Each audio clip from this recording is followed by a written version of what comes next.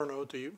When I was over in Italy, one of the things that I really enjoyed was their after-dinner aperitifs, their alcohol drink that they served just as what they call a digestive. Now, you've heard of people having a little sip of brandy. You've heard people that have had Grand Marnier, all these different type of alcohols. Well, one of the things that they make over in Italy is limoncello. And another one that's become quite tasty and is made in a lot of countries is a ginger liqueur. So I'm going to show you a little bit about both and how to make them at your own home. Now again, this isn't for kids. This is an alcoholic drink. And so what we're going to do is go show you what we're doing here. Now you can get any kind of vodka that you want to get. You can get a spirits if you don't like vodka. But the one thing that stands normal for me whenever I'm cooking is if you don't like the taste of what you're tasting as it stands as just a vodka or as a alcohol, then don't cook with it. So it's not something that I would put into food. So if you're making mushrooms with a sauce and the sauce calls for a dark red wine, don't go out and get cheap cooking wine unless you like it. Go get a nice Bordeaux, Cave Sauv, something like that that you can cook in with the mushrooms to make it very tasty. If you are going to make an alcohol drink like we're talking about now, you can infuse vodka with all sorts of flavors. You can put rosemary in it, you can put other herbs in it, and you let it set in the vodka for months. And then afterwards you pull the stems out and you have an infused vodka. Same way that they make a lot of the extracts that you have for cooking, such as vanilla. They use vanilla beans in a type of a vodka or spirit, and they let it set for 6 months so it can leach out the flavor of that vanilla bean. So what we're going to do today, I'm going to talk about two different things. One is going to be talking about limoncello, and one is going to be talking about the ginger liqueur. Now I've already chopped up a little bit of ginger, so I'm going to start with the ginger liqueur. Now you just get a container that is sealable because you don't want the vodka to evaporate. And I'm going to show you how best to do this ginger. Now if you'll notice, the ginger that I'm using, I've just cubed up, okay? It's not sliced or diced or made in pretty, looking ginger. But you can buy ginger at the store. I go to the Asian market, typically get it for about, I don't know, under $3 a pound. If you go to more mainline stores, it might be as much as $4 a pound. But this was $4 a ginger, so you can see I have quite a bit here. One of the things I'm going to do with this is show you that you don't want to use a peeler or a knife to peel ginger.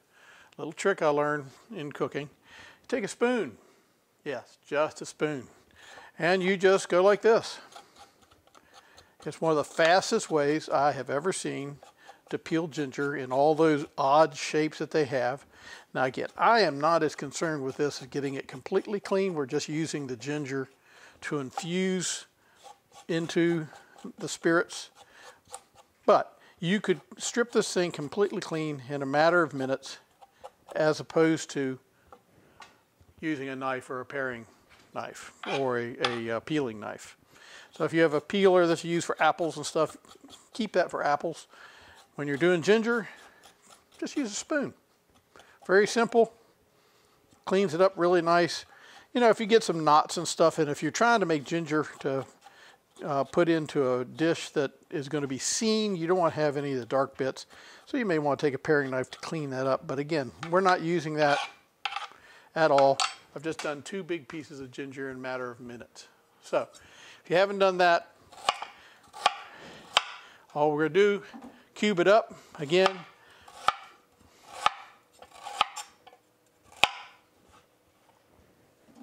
Done. Simple.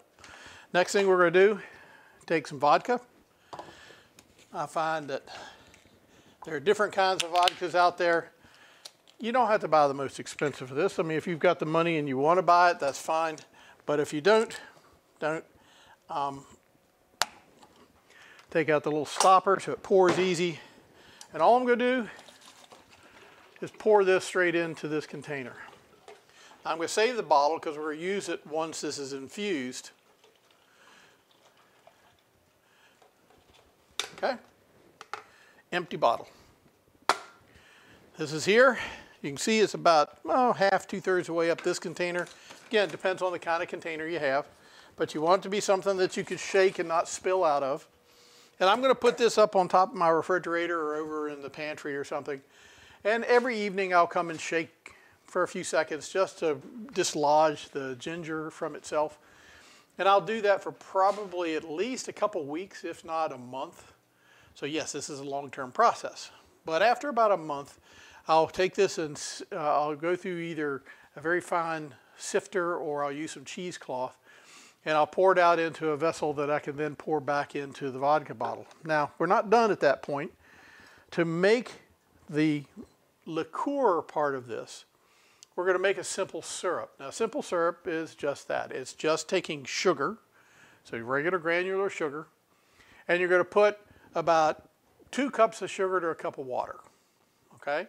And so what you're going to want to do is, if this is, say this is, I don't know, 10 cups, okay? You're going to want to put about 4 to 5 cups of sugar water in with this. Now, you don't want it to be too watery. You want that sugar to break down into the water, and you can look up online how to make simple syrup, but basically you're going to take the sugar water and let it reduce a little bit. So we're going to have that boil down, and then you let it cool, and then you're going to add that to this ginger liqueur, and it's going to infuse itself into all of that, that ginger vodka that you have.